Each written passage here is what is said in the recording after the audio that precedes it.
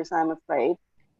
So who should I introduce after I... Maybe just introduce Akila, and you don't have to say much. We're not doing big introductions, but Akila's a consultant in the tissue and eye services and NHS blood and transplant. And if Akila, if you go first, because we haven't got Dr. Keswani yet. Yeah. Do you want to try your slides? Yeah. And then when we're almost ready to start, and hopefully I'll text Sunil Shroff and see what if he's has got Dr. Keswani. I'm also trying to reach him, Dale. I'll see if he's able to join. Okay, otherwise, thanks, I have joined, and let me also see if I can get Dr. Keswani, and let me try and call him. Yeah. Did you want to help chair then, Lalitha? I'll do it then. That's okay. Yeah. Yeah, I rather drink my Aperol and remain the co-chair. Yeah, no, you say a few words, Marisa. That'd be lovely, and I can do the sort of work with the question and answers as well. And thank you for joining. Yeah. Akila, did you want to try your slides? I'll just make it out of your mind.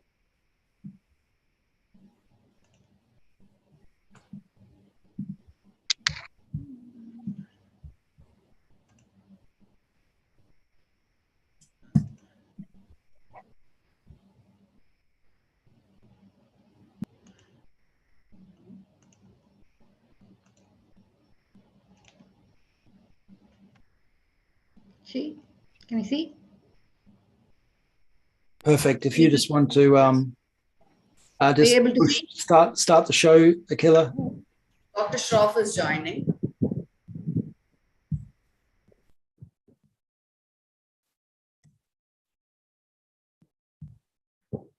Okay.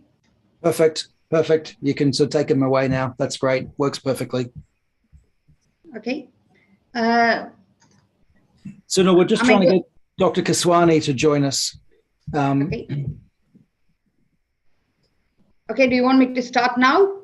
No, we're going to introduce you. If you just turn the slides off. Slides off, stop sharing. Okay. And so I think we're almost ready to start. And if we get Marisa just to say a few words and then and can introduce you, Akila, and you can start. Yeah. And meanwhile, we'll try to get Dr. Keswani online in the background. Okay.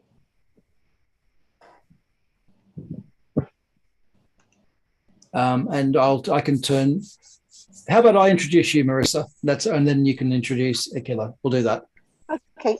So first of all and foremost, thank you so much for inviting me. As you do not all know, but in holidays, I'm currently in the Swiss Alps drinking an Aperol for those who are in envy, in the middle of nowhere.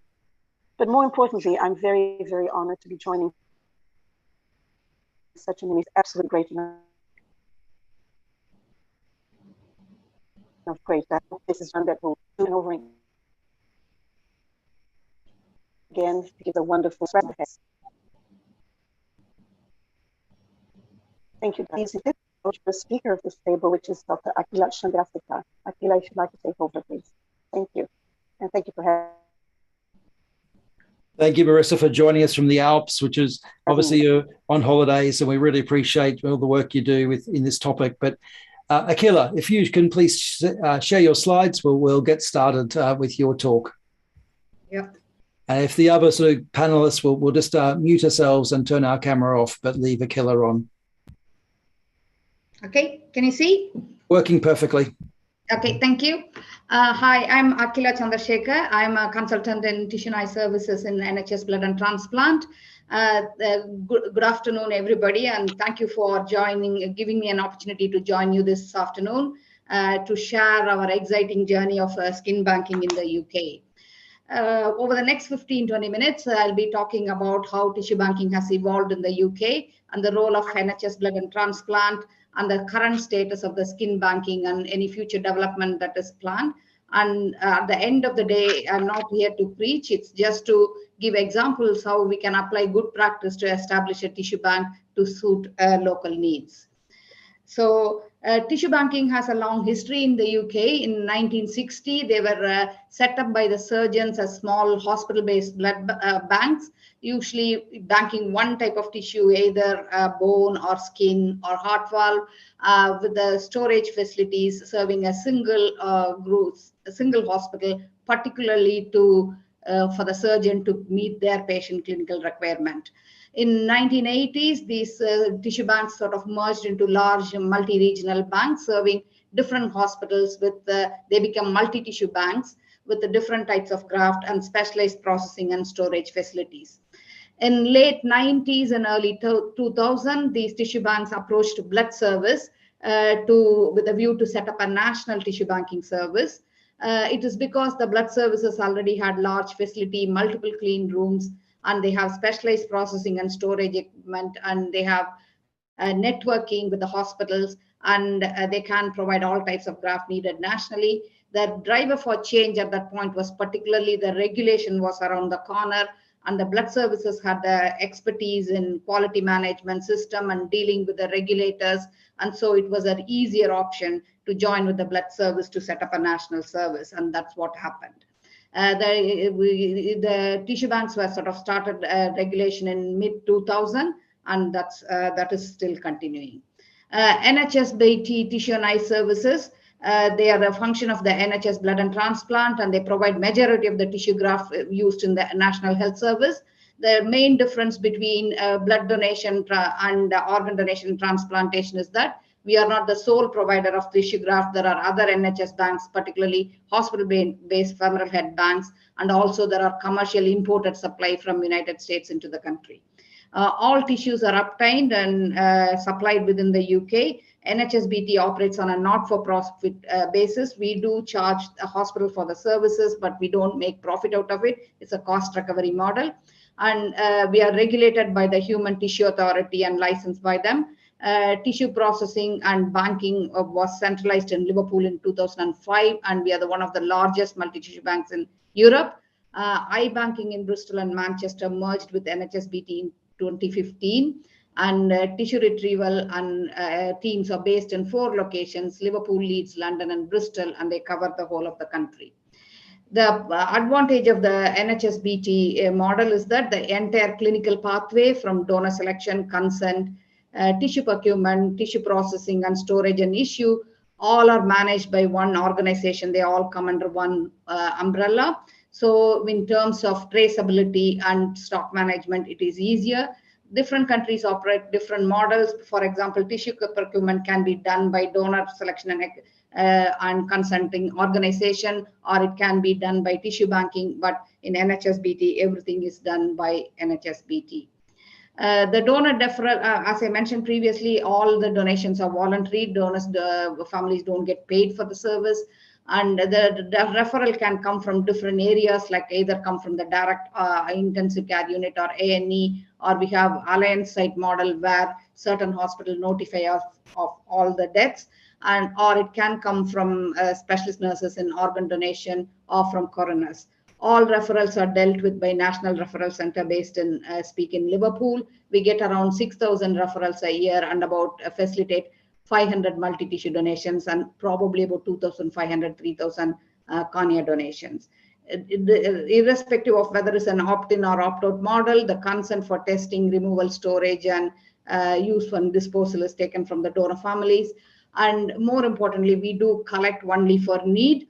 For example, during Olympics in 2012, we were asked to bank 1 million square centimeters of skin for emergency planning, which we did. And then after the Olympics was over the next few years, we would be sort of reducing down the skin retrieval and storage because to rotate the skin stock, and we will collect only what we issue on a yearly basis. So the donor selection, we follow the Human Tissue Safety and Quality Regulation, which is a regulatory requirement, and also Joint Professional Advisory Committee Donor Selection Guidelines.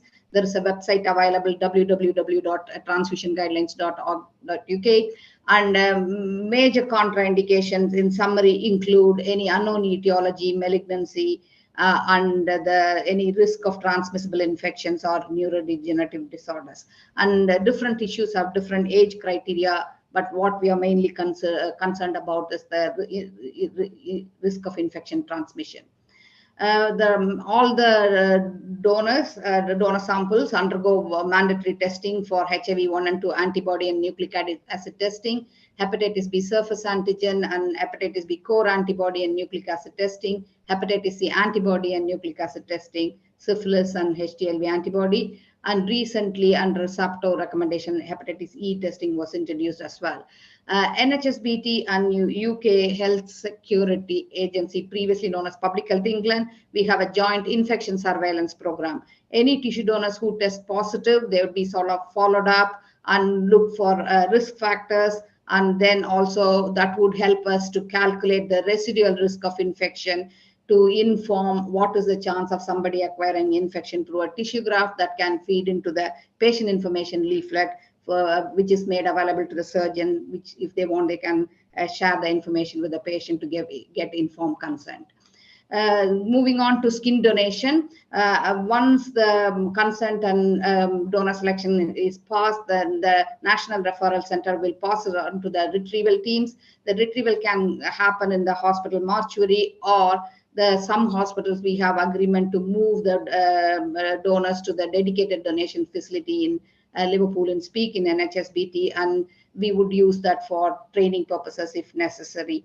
Donor blood sample maybe has to be taken within 24 hours. That's a regulation. And then also there will be a brief body mapping or physical examination of the donor prior to retrieval. Donation must be completed within 48 hours of death if the body has been refrigerated within 6 hours of death. If not, the time will come down. And the donation is treated like a surgical procedure. Strict asepsis are observed. Skin retrieval is done with the electric dermatome. But if you need like a full thickness, we may have to use a skin knife. The skin is usually taken from the back of the torso or front and back or the thighs. It can be 5 to 15 meter wide, up to 60 centimeter long. Donated tissue is securely packaged and transported on dry ice to Liverpool from wherever, from all over the country, and the body is treated respectively and dressed up and as necessary. Once the tissue arrives in Speak, it can be temporarily stored in the fridge, and then the tissue is, this is the first photograph, it's the skin is transferred onto a separate pot in the safety cabinet, and pre-processing microbiology samples are taken, and then soaked in antibiotic for 24 hours. And then the following day, it's taken out and rinsed in PBS, and post-processing microbiology is taken, and then the tissue is sort of, as you see here, this is the adding of the antibiotic is the second picture, and then the washing is the third picture in the PBS, and then it's rolled out on the gauze and rolled out into like a separate containers, and cryomedium is added, that's the fourth picture, and kept for 2 to 4 hours, and then rolled on, put into a nylon pouch, and then onto the foil pouch, and put it into a controlled rate freezer. Once it's cryopreserved, it can be stored either in the gas phase nitrogen or -150 freezer. In Speak, we do use -150 freezer. So this is one way of processing. So the reason for cryopreservation is to maintain cell viability. The question is, do you need a viable skin, or is non-viable skin good enough? A viable means a detectable cellular metabolic activity. There is a little, if at all, any direct comparison of performance between viable and non-viable graft. So it's at the end of the day, it's the surgeon's choice. So some centers are happy to use non-viable skin and some centers aren't. So we provide cryopreserved skin as because that's what the surgeons want. The cryopreservation is, as I mentioned, it's a viable graft. It can be stored for a long time without any deterioration, but we give 5-year shelf life because the donor selection may change and the testing requirement change. So arbitrarily we are giving 5-year shelf life. The disadvantage is that it needs sophisticated facility and equipment. It's not cheap, and there's a low temperature transport is needed, and also it precludes the use of strong decontamination process because of cryopreservation. So the other method, I think, which I know is used in India is the glycerolization. It's introduced by Euroskin Bank in Holland in 1980s. It utilizes high concentration of glycerol to sequester water content. Glycerolization process is both antimicrobial and antiviral. Long stem storage at refrigerated temperature is possible, so you don't need deep freezers. Advantage is it's safer and easier to store and easier to transport, and it's simple to prepare compared to cryopreserved skin. The other method is irradiation. This was introduced in UK in 2005, and this involves impregnating the skin with a radioprotective chemical followed by gamma irradiation at 25 to 40 kilogray. This results in a sterile, non-viable graft. This can be kept deep frozen. This is safer, but this is again a non-viable skin. In NHSBT, what we do is that we do, as I mentioned previously, we do pre-contamination and post-contamination microbiology sample. In the pre-contamination sample, if there is anything called like a objectionable or rejection organism that are tabled on the right side, that would be a reject for cryopreserved skin. Similarly, in post-decontamination sample, if any microbial growth other than Kin's commensal would be a reject. That reject means it is not suitable to issue as a cryopreserved skin. So at that point, we will send it for gamma irradiation and use it as a non-viable skin, so the tissue doesn't get wasted. Whatever method we use, the important bit is that the protocol that is used to prepare, store, and transport tissue graft must be validated. So the validation requires that the critical quality attribute has to be defined. It can be sterility, size, biocompatibility. So I'm not a scientist, so I'm not going to go deep into it, but whatever it is, the validation can be done either in-house or it can be relying on the historical data or third-party data, but that has to be, there should be some sort of a local validation. So the important bit is that you have to demonstrate whatever process you use is compliant with the good practice system or GMP. From moving on from the skin, the next product we use from the skin is called a decellularized dermis. The decellularization process removes donor cells and cell remnants. Cryoskin is usually a temporary graft used to cover burn wounds, whereas after taking the decellularization, what we are left with a minimally immunogenic collagenous extracellular matrix. So this is not rejected. This can serve as a permanent implant. This can, in theory, can repopulate with the donor cells, which serves as a scaffold for new tissue. So this, because the decellularization process we use was developed in conjunction with the University of Leeds. It's called a D-cell, which is a patented process. The Leeds University set up a spin-out company called Tissue Regenics, which owns the patent, and NHSBT has licensed to use this technology in the UK. And we've been preparing skin graft with this process since 2012. We initially did a small case series because this is the first time we were using this process in human use on chronic non-healing wound. This is one of the picture on the right is one of our first patients who had a that study showed a very good response, and then we got a National Institute of Health Research grant to do a randomized control. It's a multiple stage study on multiple intervention in diabetic foot ulcer, which is a national study led by Leeds University Hospitals, and then we are also doing a randomized study on venous ulcers in association with Imperial College. There are other small scale study we have concluded is the use of decellularized skin in rotator cuff. This is a thick dermis, whereas in chronic wound it is a thin dermis. And thin dermis can also be used in hypospadiasis revision surgery, scalp wounds, and plastic surgery in scar revision. So there are several indications. We haven't ventured into breast reconstructions and hernia repair, but there are evidence in literature for that. But it takes long time to set up clinical trials and gather evidence. So we started in 2012. We are still gathering evidence of clinical benefits of decellularized dermis on different clinical indications.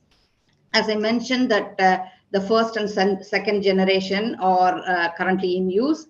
And then the future would be the third generation, where the matrices are repopulated with cells and bioactive molecule in vitro. So that would be advanced therapy medicinal product. So that's all in R&D stage, and probably we have some way to go on that.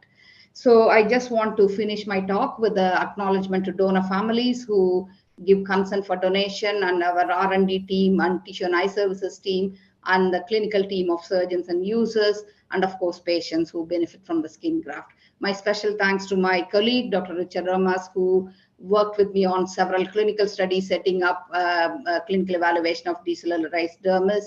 And this is my tissue and eye services team in speak. Thank you.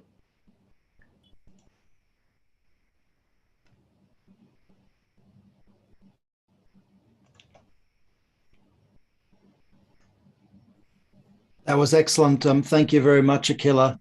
We've got some questions coming through, but we probably usually will save it for the panel discussion when at the end.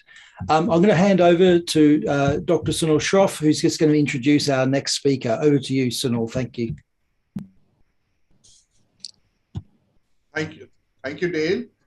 Our next speaker is Dr. Sunil Keswani, who is a plastic surgeon from India. He is the medical director of the National Burn Center in Mumbai. In fact, he is following his father's footsteps. His dad also was a plastic surgeon of great repute. Dr. Keswani is a champion for skin banking in India.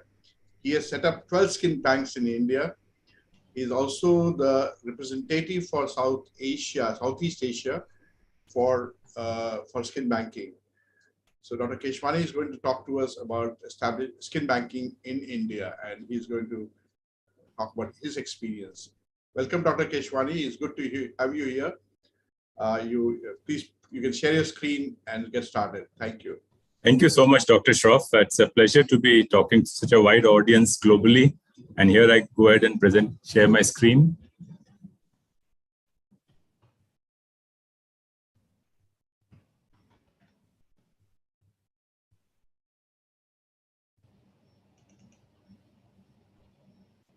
Working perfectly. Thank you, Dr. Keswani.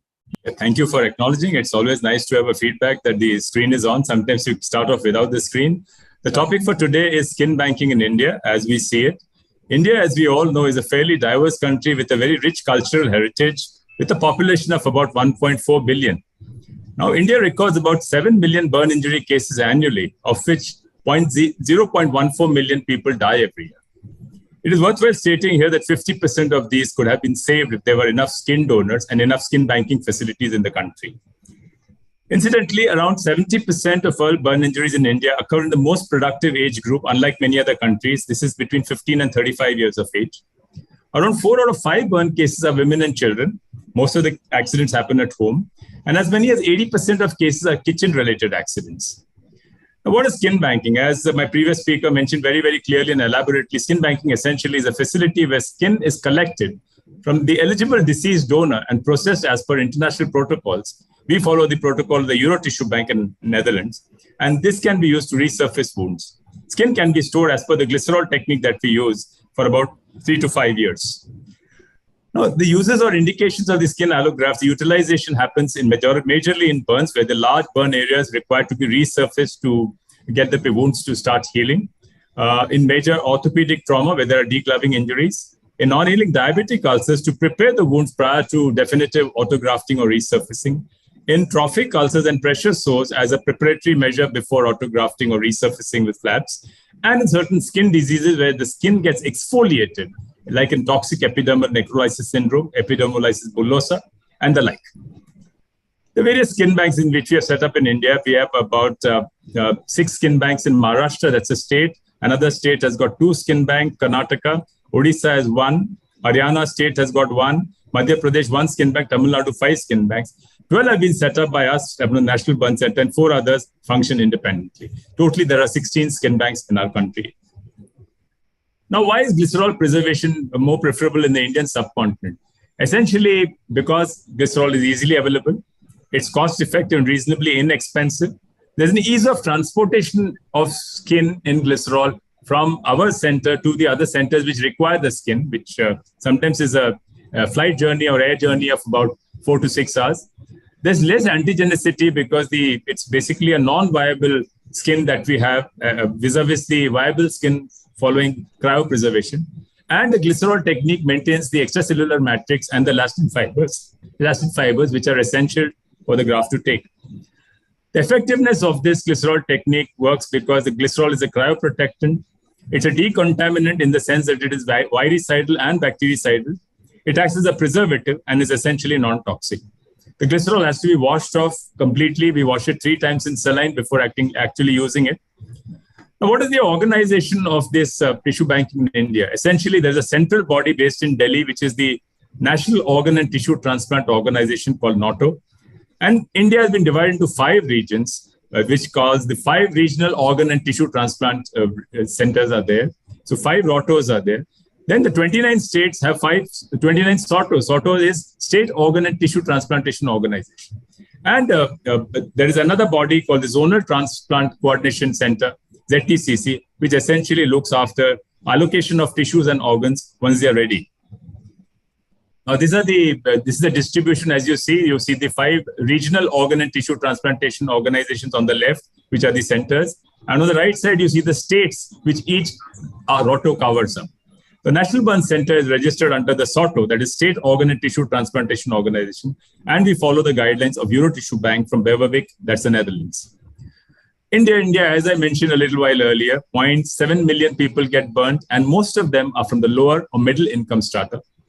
And early excision and use of glycerol-preserved human skin allografts is the gold standard treatment for burn wounds to ensure good morbidity, lesser morbidity, and better survivals.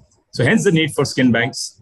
Skin Bank at the National Burn Center, which I'm the medical director of, was started in 2009 with collaboration and help from the Eurotissue Bank in Netherlands. And since then, 14 more skin banks have been set up all over the country.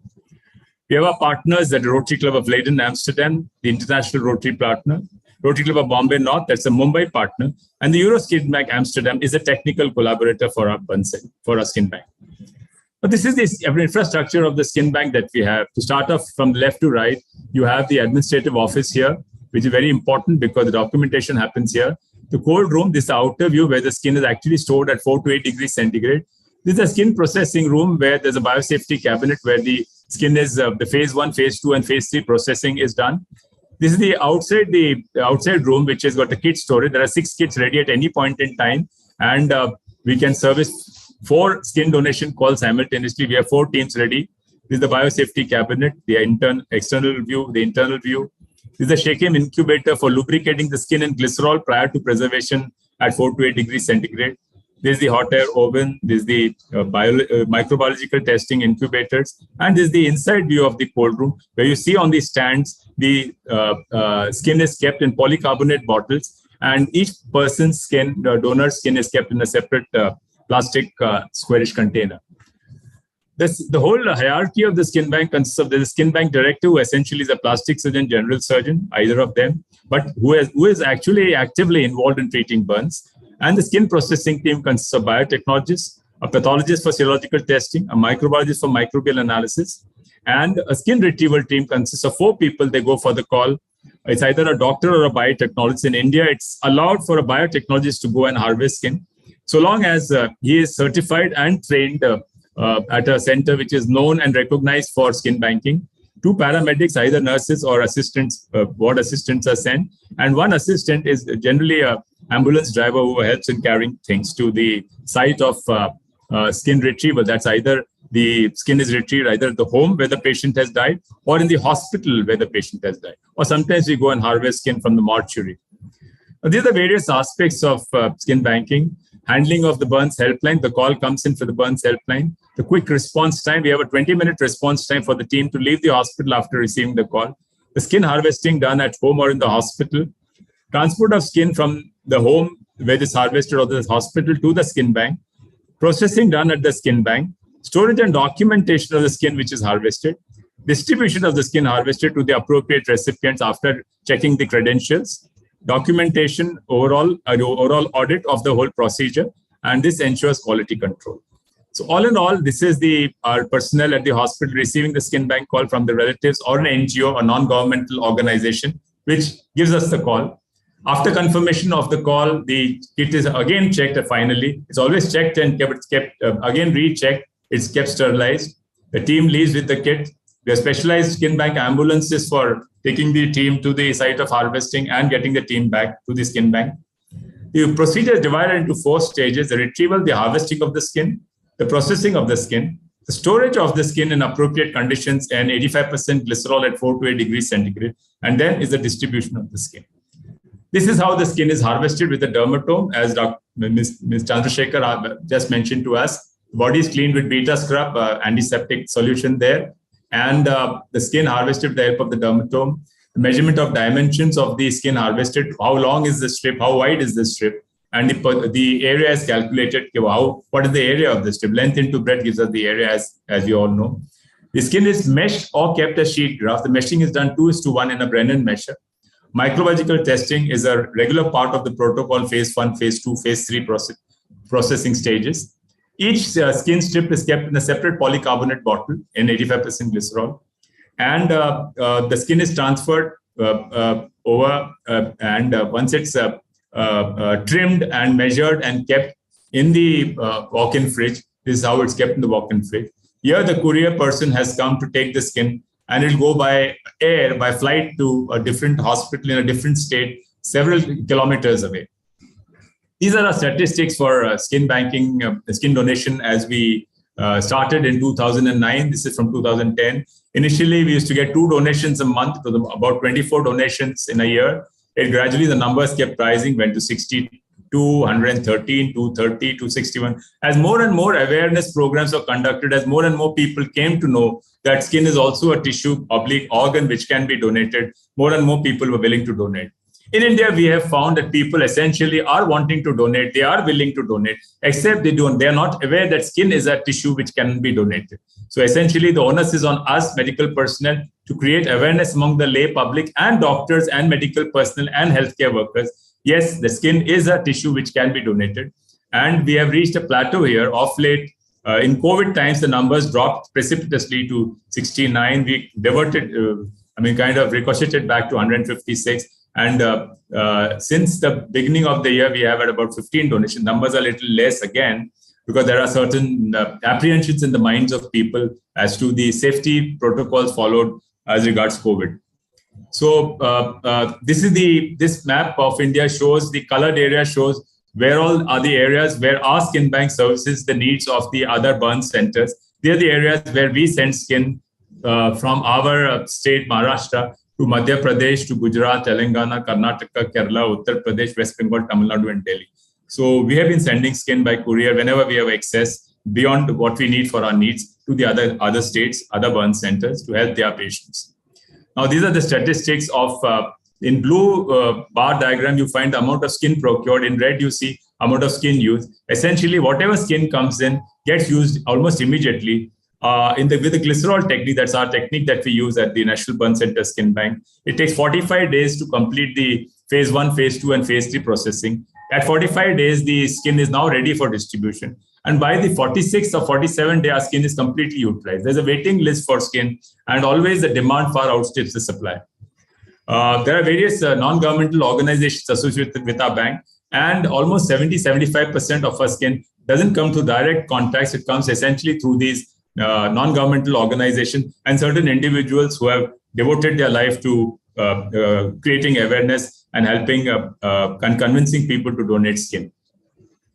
The success story of this whole thing works out. The NGO or the transplant coordinator of hospitals contacts us, the skin bank coordinator, and then the relatives are always convinced by the transplant coordinator or the NGO, and that's how the skin donation ultimately happens. So convincing the patient's relatives or the deceased relatives for skin donation is the key. And once the convincing is done, going and harvesting is the easier part of the job done. So creating awareness is extremely important.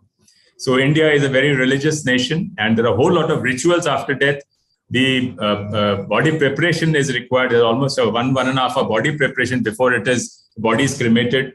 And there's a lot of myths and disbeliefs that are there. And especially in a city like Bombay, reaching the site of the hospital or the home where the call comes from for skin donation, look at the kind of traffic jams we get in Bombay. And it's very difficult sometimes to reach from one place to the other during the daytime. At night time, it's easier. So though our team leaves the hospital about 20 minutes, to get there sometimes takes 2 to 2.5 hours.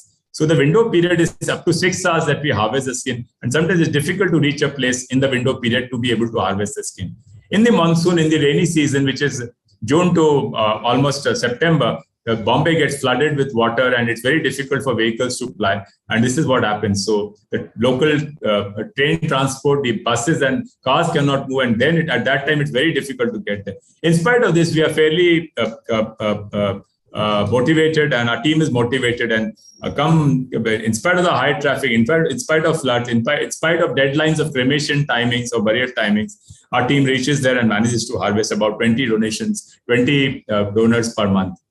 Now, what are the myths and false beliefs? Essentially, some of the myths are as follows. Skin can be donated when I'm alive. If I decide to donate my skin after I pass away, my body will be skinless and appear red and bloody after the donation. Some people believe that an open casket funeral will not be possible if we have donated skin. Some people believe that doctors won't attempt to save me when I'm critical if I am registered as a tissue donor. A lot of people believe that if skin is wrinkled, it cannot be donated. Some families believe that if they donate their relatives' next of kin's skin, they would have to pay some money for it. There is no charges actually involved. And last and least of all is my religion discourages organ and tissue donation. So when the religions all came up, there was no question of organ donation happening at that time. So there is no there is a community called the Jain community, and 95% of donors are from the Jain community. During COVID times, our team wore PP, complete personal protective equipment. They were completely clean, prepared, and draped the body completely. They wore caps, masks, and gowns, double masks. And a proper history was taken of the deceased person, travel history in the previous 1 month. Contact with infected and suspected cases was reviewed. Symptoms, whether they had symptoms of respiratory disease, were checked up before actually going for the harvesting. And at the time of harvesting, a nasopharyngeal and oropharyngeal swab was taken by the healthcare worker. So I think all these precautions being followed, we did manage to do a few, but lesser number of donations during the COVID period. We did not actually stop, except for 3 months when we did not understand what COVID was all about. But the 4th month, we came back with all this PPE, the protective glasses, the doffing and undoffing, and hand hygiene, and we managed to restart the skin harvesting program. For us in India, the non-governmental organization Rotary has been a big help, and the success of a functional skin bank largely depends on creating mass awareness about skin donation consistently. And this requires significant manpower and financial support, and therefore Rotary comes in, which provides the funding for running these banks. The difficulties were convincing the government, the medical personnel for the need for skin banking. The difficulty was getting funding. The difficulty was creating the infrastructure and training the staff initially when we started. And the biggest difficulty was mitigating the false beliefs and myths that people have in their minds. And lastly, one of the other difficulties, creating mass awareness. Small groups we are able to prepare, create awareness, but large groups, India is such a large country, 1.4 billion population, to create awareness there is a Herculean task. Convincing the government for recognizing skin as an organ or a tissue took us a while. It's only in 2015 that skin banks got to be recognized, though we started much earlier, but without government permission. But we have been subsequently licensed and permitted to run the skin bank. Awareness becomes the key, and different forms of awareness programs we have been doing in the last 13 years that the banks we started in 2009. And essentially, the awareness programs are done in schools, colleges, corporate offices, fire brigade, the fire officer, the NCC cadets, the religious places, in condolence meetings after the person is dead. Generally in India, it's the 3rd day and the 12th day after death. International and national medical conferences, we get an opportunity to talk about skin donation. We hold special car rallies for skin donation. and the newspapers, and we put articles, and the journalists have been very supportive. And certain hospitals and hospital personnel, we go to hospitals and give small talks of 15 minutes on skin donation. Essentially, these are awareness programs at the Rotary International Convention in Atlanta, at the function in the race course, in blood donation camps, we can talk, at the Asia Pacific Burn Congress in Singapore, at the National Conference in Shimla, the NCC cadets awareness, in the naval establishments, among the firefighters, among BPOs. At the condolence meeting, our team goes, we have a big team of about 15 individuals who go and give these talks on skin donation, short talks of 15 minutes, short and sweet. This is for different NGOs, we have been giving talks, car rally, organ donation, in various corporate offices, in schools, colleges, as I mentioned, articles in the lay press, journals, newspapers, and all in all, spreading awareness that we do walkathons, we do cyclothons for skin donation and organ donation.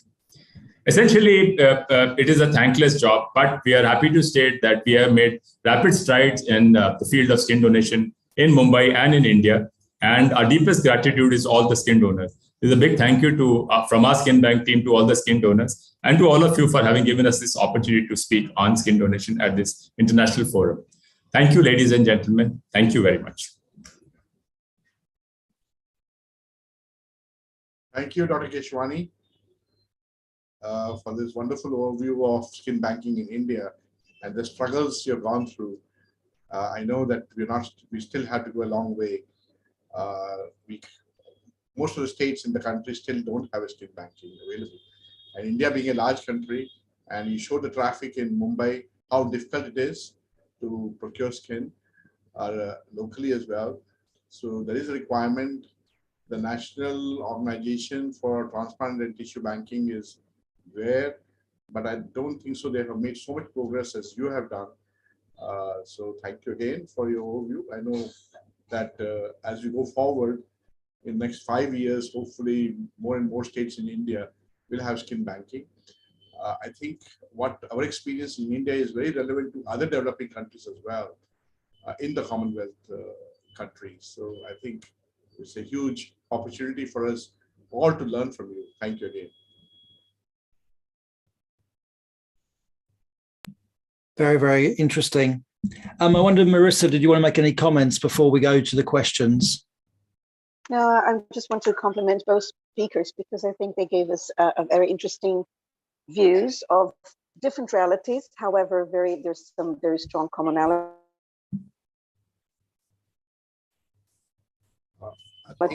One is the Christmas challenge, or interested by the. I was interested very much to. You're breaking up a little bit, unfortunately, Marisa. Yes, must be about UK.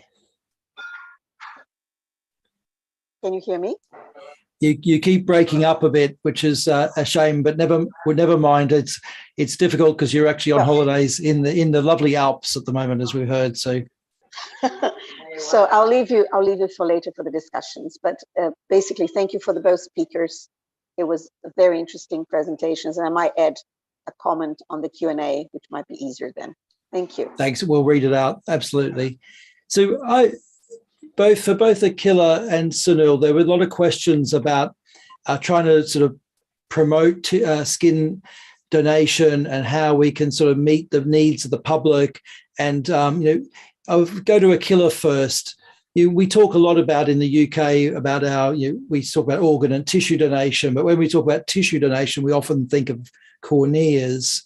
How can we do more to sort of get that message about skin banking for you first, and then I'll go to Sunil.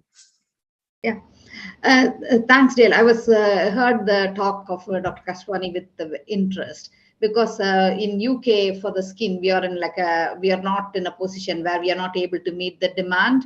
As I said, we can we collect to need, so we collect only what we need to issue the clinical requirement. Because of the health and safety requirement and the number of burns cases are not as high, or road traffic accidents are not that great. So the demand for skin over the decades have been sort of coming down rather than going up. So we are in a good position in the UK in that we have enough sufficient stock to meet the clinical requirement, and we can manage the stock accordingly. So that's why we are in a position not only to do skin for burns, we are able to expand on to decellularized dermis because for other clinical indications. And also there are bio from porcine skins and other skin which may not be acceptable in India. There are other alternatives as well, which we do not know how good they are compared to human skin. But for example, pediatric, there are a BioBrain that's being used, and so probably Dr. Keswani would know more about it from the burns perspective. But there are other alternatives to human skin as well. Thank you, Akila. Dave, do you want me to take the next question? Yeah, we'll just see. Should we ask Dr. Keswani first what he feels, with that sort of promoting, marketing, and trying to get the message of skin out, and then we can please feel free, Sunil, to ask the next question. Thank you. Essentially, in India, we have a very good network of Rotary, and Rotary has been helping us create the awareness. They want projects to be done, and each club, there are 115 Rotary clubs in the city of Mumbai, and all 115 clubs do about 8 to 10 programs every year for us. So we are essentially promoting through the network of Rotary, and we're extremely happy. And the whole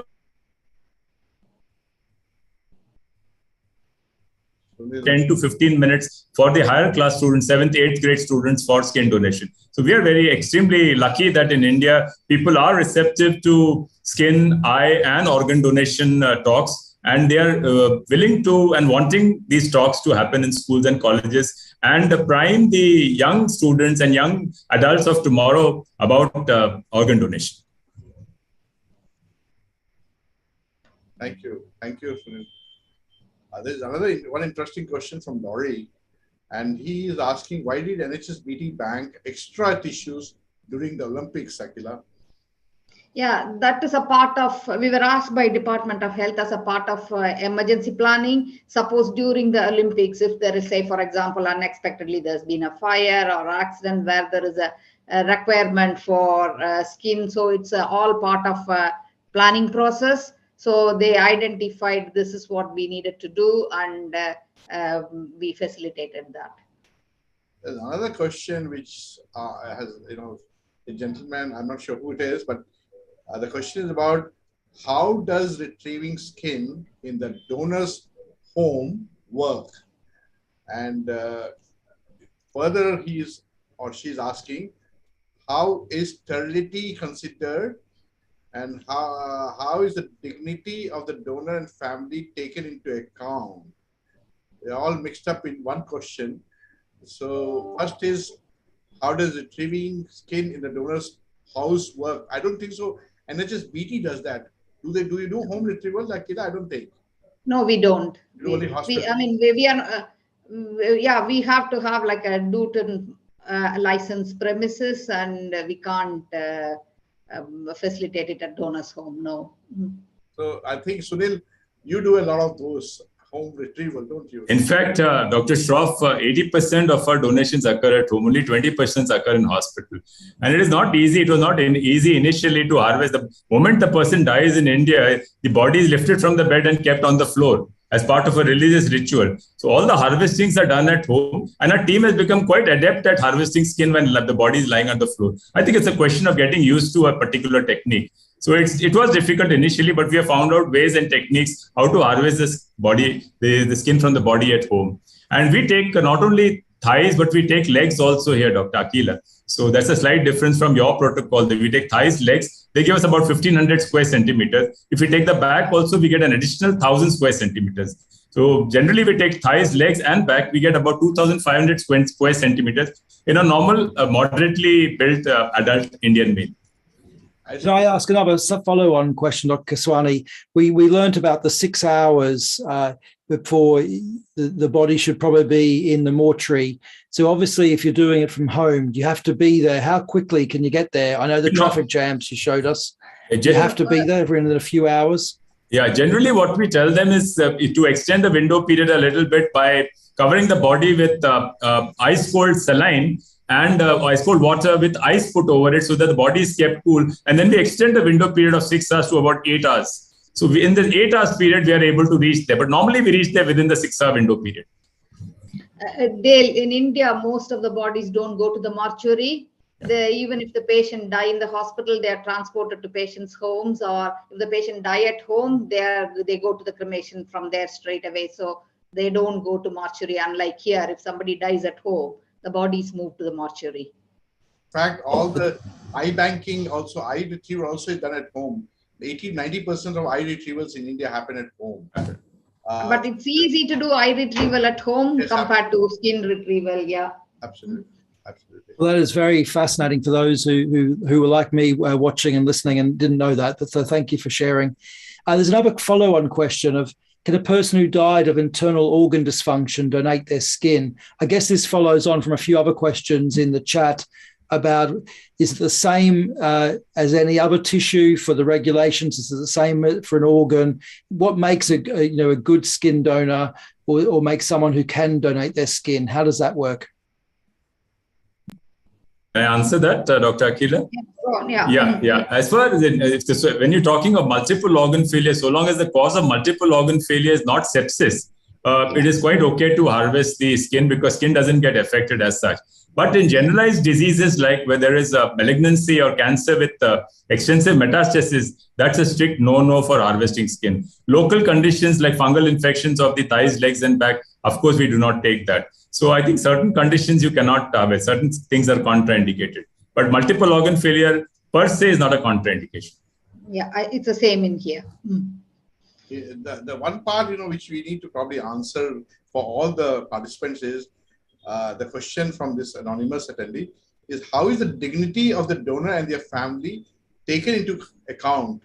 I think, Sunil, again, at home when you retrieve, how do you maintain the dignity? This is after the consent, obviously. Yes.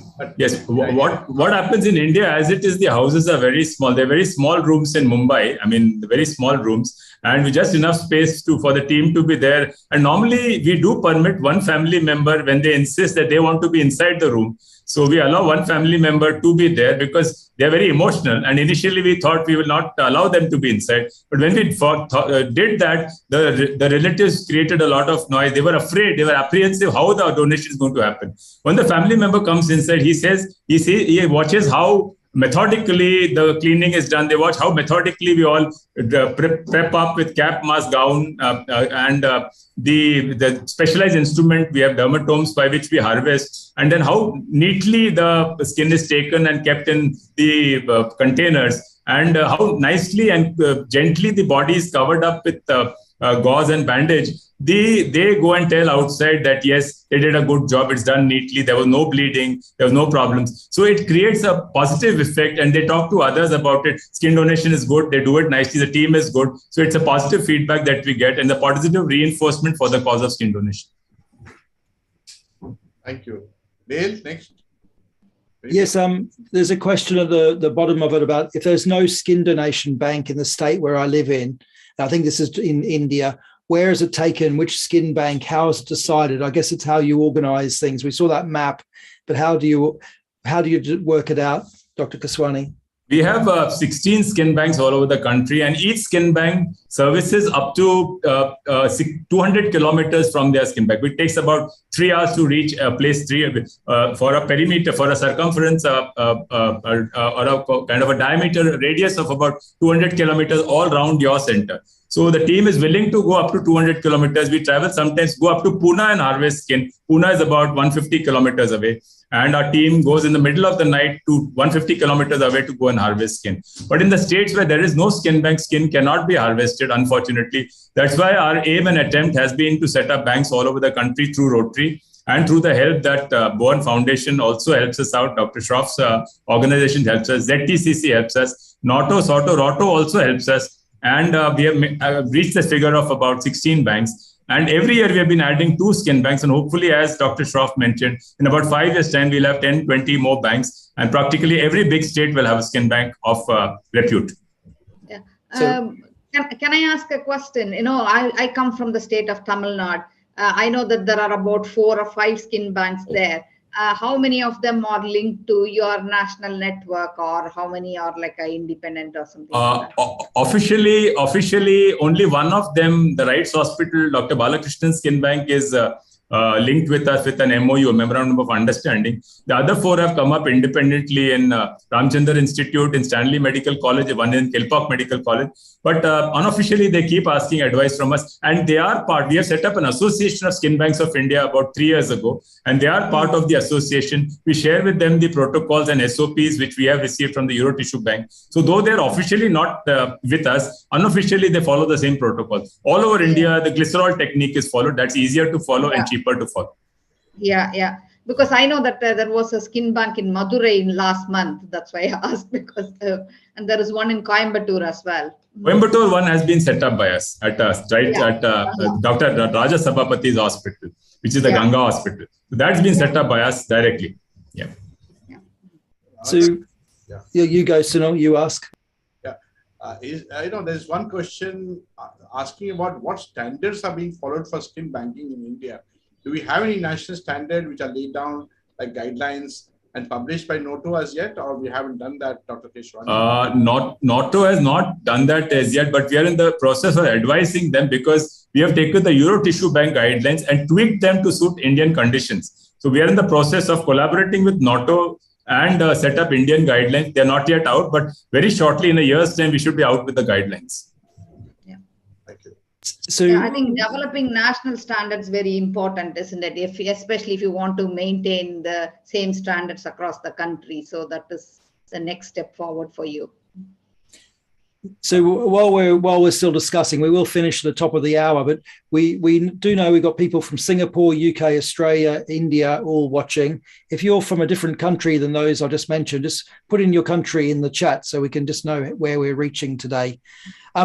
There is one question, and then we'll probably move to Dr. Marisa Herson's sort of summary and see your respective reflections on that. But the simple question, and this shows, I think, the need for us to even people who work in the field to learn more, because I don't actually know the answer to this. If the skin retrieved from a hairy donor, will the recipient translated skin be hairy? And will the transplanted skin change color to that of the recipient's skin? One must realize, Dale, that and the speaker, the person who's asking the question, should realize that skin is a temporary skin substitute. This allograft, as we call it, is a temporary skin substitute. It does a temporary job of preventing bacterial infection happening. It does a temporary job of preventing the exudation of plasma from acutely burnt patients. And essentially, it covers the nerve endings, so the patient's pain disappears completely once you put the allograft onto the patient's burn wounds. This does not remain permanently. So ultimately, this promotes the patient's own skin either to grow back or prepares the wound for subsequent definitive skin autografting. So this skin will not remain there. So this skin has no role to play in whether it's hairy or pigmented. The patient's own skin will come back in the form of self-regeneration from the dermal elements or the auto-transplantation, or what is known as autografting. Great answer. And I'm learning. Akila. Sorry, do you shave the skin before retrieval? Always. The shaving is done. Yeah, shaving is done. Yeah. Thorough cleaning with detergent is done with the betadine and scrub, and then it is cleaned up with saline twice so that it's nice and clean, like a surgical prep, like a major operation. And I imagine the 0.3 millimeters is very small and a lot less than I had pictured. So I think some of that. There's a lot of education can happen even for the doctors and nurses like myself. It's almost one fifth of the thickness of skin. So it's epidermis and a very superficial part of the papillary layer of the dermis. We don't even go into the reticular layer. I'm going to move us, if I can, to just going through Marisa's sort of summary and giving some of the global perspectives. I'll just read out what she said and then get both your opinions. I call the attention to a few global common points. How much more is needed, in particular, if need goes beyond day-to-day needs and extends to MASH casualties supplied? How long is the overall awareness levels from authorities, professionals, and the public at large? Not to add limited funding, etc., because you often have limited funding. Time to join efforts to develop common tools to better reach governments and health authorities and establish a network. And thank you for a most motivating hour. So as the audience, if you didn't catch at the beginning, Dr. Herson works with the WHO task force on this topic is the General Secretary of the World Union of Tissue Banking Associations. Hopefully, Marisa, I summarised that well for you, your points. But I think if I can go to our speakers, we often hear about the day-to-day use of it, and not really building up big banks. It's a bank in the smallest sense of processing and then distributing immediately. So there's no storage of it once it's processed. And then how do we sort of work together, either on a Commonwealth scale or worldwide scale to sort of raise the whole standard across internationally. So should we go to Akila first and then Dr. Keswani? Yeah, what comes to my mind is that there was a volcano eruption in New Zealand. We reached out to them to offer help if they need skin in those circumstances. I think they've been liaising with other countries as well. So there is a global, setting up this global network is an important point. So people can sort of help each other at the times of needs and disasters. And as I previously mentioned, we did have like a emergency planning before Olympics. Now I was thinking we are going to have Commonwealth Games. We do not know what's going on in the background. And so those kind of networking and working with each other, I personally think is very important. And probably Dr. Keswani would agree with me on that. Dale, could I make a brief comment, please? Yeah. Dale? Yes, go, Sajja. Yeah, in fact, I think the Tribute to Life Memorandum of Understanding that we are doing, in that the implementation groups are going to be created. And in my humble view, all implementation groups must have information about skin and tissue donation. This webinar will go a long way. So I think we should encourage everybody in the implementation groups to look at this webinar so that we can give the appropriate information to all our people wherever they are in Commonwealth. Very, very good. Dr. Keswani, do you want to have the final words before we wrap up? Yes, going forward from what Dr. Akila mentioned, we do not have any excess. We do not have enough for our present day-to-day needs. Question of handling a disaster and servicing the needs of a disaster is absolutely out of the question. We are ill-equipped to treat disasters. As far as skin is concerned, we do not have enough allografts. So the question of looking after a disaster patients and the large numbers which come with a disaster, we will be very, very ill-equipped. And as regards funding and allocation of funds for creating more awareness, we do not get any funds from the government. And it's organizations like MOHAN Foundation, with Dr. Shroff runs, which are doing yeoman service to create awareness in a fairly large way with this large network of centers. And I think the last word should go to Dr. Sunil Shroff to do. Not at all, Dr. Keswani. I think, as medical professionals, as Dale said, we learn every time we listen to you guys, on areas which are not our own. And, I'm pretty sure that, in India, in time to come, we will get our infrastructure right, we'll get our logistics right for tissue banking. Our banking is still in a very infantile stage for a large country like ours, be it skin, corneas, bone, and other tissues. We don't have enough, We still import, as you know, a lot of these tissues from abroad for our usage. And that is expensive to the exchequer because the dollar gets stronger, the rupee gets weaker, as you know. And I'm sure this is the same problem with other developing countries as well. So there's a long way to go, but we have made a good start, and we would need, more cooperation. The Commonwealth will come in perhaps and help us in putting better guidelines and better cooperation between regions so that we can help each other to grow better and to be able to deliver to our masses as the need is required. And as far as disasters are concerned, I think if there is a disaster where skin is required, I think with this Commonwealth Tribute to Life Forum now existing, there may be an opportunity for more cooperation if unfortunate such disasters do happen anywhere in the world, at least among the Commonwealth. I hope that in due course of time, with all the members being here, we should be able to formulate some guidelines. Thank you. Indeed, that's a very powerful message. And at least, through this webinar, even today, the people you need to talk to, you've actually sort of met on screen and met each other. And that's one of the great things. So I'll just close today. I just want to really thank Dr. Herson and Dr. Shroff for being our chairs today, and particularly our two amazing speakers, Dr. Keswani and Dr. Chandrasekhar. This has been, for me, really personally interesting, and I've loved every moment. So thank you for sharing.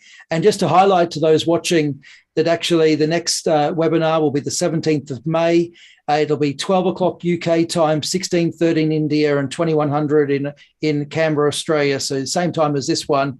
And we're going to be doing that topic on donor coordinators, whether that's a donor transplant coordinator, as some countries call them, or SNODs, like we call them in the UK. Please join us for that session then. And thank you, and good morning, good evening, good night to all of you across the Commonwealth. Thanks for joining us today. Thank you.